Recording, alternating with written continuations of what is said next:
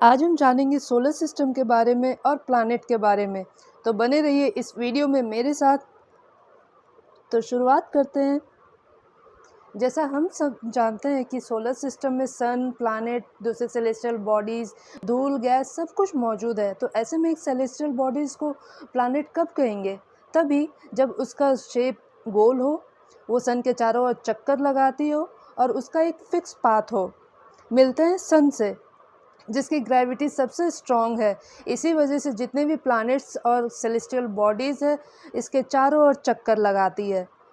और सन में हमेशा न्यूक्लियर फ्यूजन होते रहता है, इसी वजह से सन हमेशा गर्म रहता है। और इसका अपर मोस्ट एटमॉस्फेरिक लेयर जो कि सबसे गर्म है, उसको कोरोना कहा जाता है। अब जानते हैं प्लैनेट के दो टाइप्स के मूवमेंट के बारे में। पहला तो अपने एक्सिस पे रोटेट करती है, जिसकी वजह से किसी भी प्लैनेट में दिन और रात होता है। और दूसरा सन के चारों ओर चक्कर लगाती है अपने ऑर्बिट पे, जिसकी वजह से सीजनल चेंजेस होते हैं। मरकरी पहला प्लैनेट, सन के सबसे नज़दीक और सबसे छोटा प्लैनेट, जो अपना एक रिवोल्यूशन 88 डेज़ में ही कंप्लीट कर लेती है ना इंटरेस्टिंग। लेकिन क्योंकि ये धीरे धीरे गति करती है, इसीलिए मरकरी पर जो दिन है वो लंबे पाए जाते हैं। बात करते हैं वीनस की, जिसको रोमन में गॉडेस ऑफ लव कहा जाता है।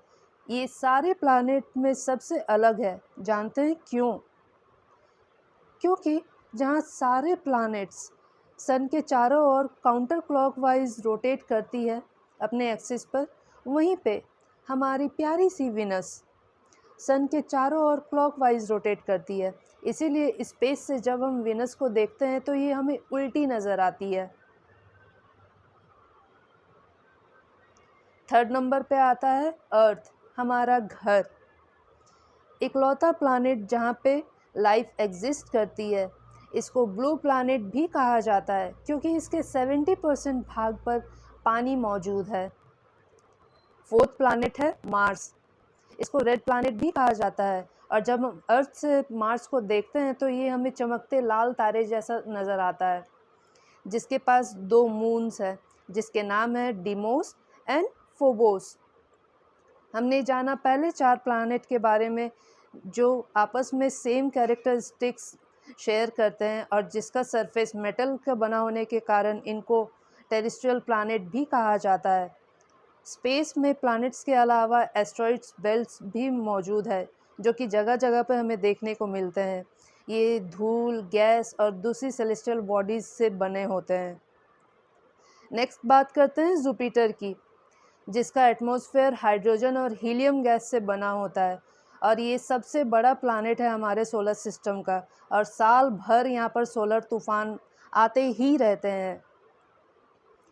नेक्स्ट बात करते हैं सैटर्न की, जो कि सबसे खूबसूरत प्लैनेट है हमारे सोलर सिस्टम में, जिसके पास 7 रिंग है और इसको कंपनी 146 मून्स देते हैं।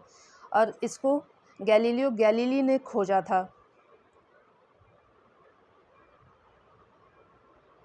जुपिटर और सैटर्न दोनों को अर्थ से बिना किसी टेलीस्कोप की मदद से आसानी से देखा जा सकता है। ये दोनों ही प्लैनेट सन से दूर है, इसीलिए दोनों ही ठंडे प्लैनेट हैं। बात करते हैं यूरेनस की। ये ब्लू ग्रीन कलर में हमें नज़र आता है क्योंकि यहाँ पे मीथेन गैस भरा पड़ा हुआ है और यहाँ पे सोलर रेडिएशन हमेशा होते रहता है। इसके पास कुल टोटल 13 रिंग्स मौजूद है।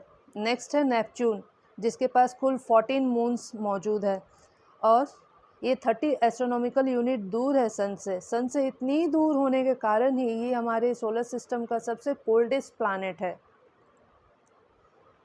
नेक्स्ट बात करते हैं प्लूटो की, जो 39 एस्ट्रोनॉमिकल यूनिट दूर है। क्योंकि ये हमेशा अपना ऑर्बिट चेंज करता रहता है, इसीलिए इसको ड्वार्फ प्लैनेट घोषित कर दिया गया है 2006 में। यहाँ पे मैंने सारे प्लैनेट्स को अरेंज कर दिया है closest to farthest from the sun के ऑर्डर में। आप इसे एक बार ज़रूर चेक कर लें और साथ ही मुझे जवाब दें इन 2 आसान सवालों के कमेंट सेक्शन में कमेंट्स करके कि प्लूटो एक प्लैनेट है या नहीं, और हमारे सोलर सिस्टम में रेड प्लैनेट कौन सा है। Hope you like this video. Please, if you like it, then press the like button, share with your family and friends, and subscribe to my channel. Stay productive and keep learning.